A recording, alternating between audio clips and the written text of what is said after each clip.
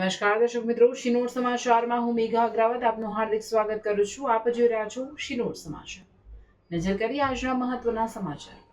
Bank of બરોડાની સંપૂર્ણ માલિકીની પેટા કંપની Baroda global shared services limited, જેની શાખા માંજલપુર વંદન સર્કલ પાસે આવેલ ઇન્દ્ર કોમ્પ્લેક્સ ચોથા માળે આવેલ છે, જ્યાં 300 થી 350 એમ્પ્લોય કામ કરે છે. આજરોજ આ તમામ એમ્પ્લોઈઝ દ્વારા વિવિધ મુદ્દાઓને લઈને બેંકનું કામ બંધ કરી વિરોધ પ્રદર્શન કરવામાં આવ્યું.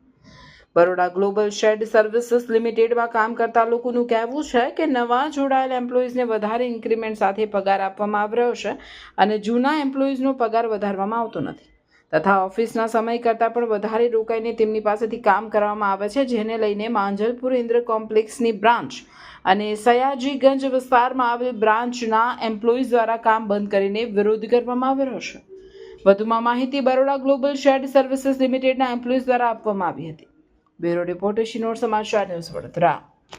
જે અમારી એજન્સી છે ત્યાં અમે વિરોધ કર્યો છે. જે સેલરી નથી આવી, સેલરી જે વધવાની હોય ઇન્ક્રીમેન્ટ એ વધુ નથી, એના માટે અમે વિરોધ કર્યો છે.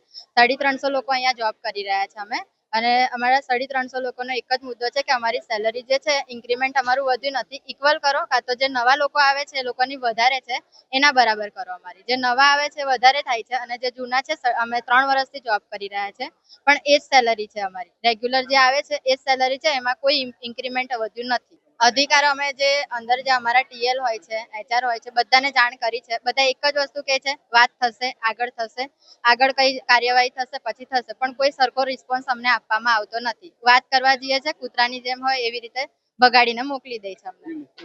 માંગ અમારી એ જ છે કે જે અમને સેલરી આ ઇન્ક્રીમેન્ટ એ વધવું જોઈએ અમારું, કાં તો ઇક્વલ કરવું જોઈએ બધાનું સેમ.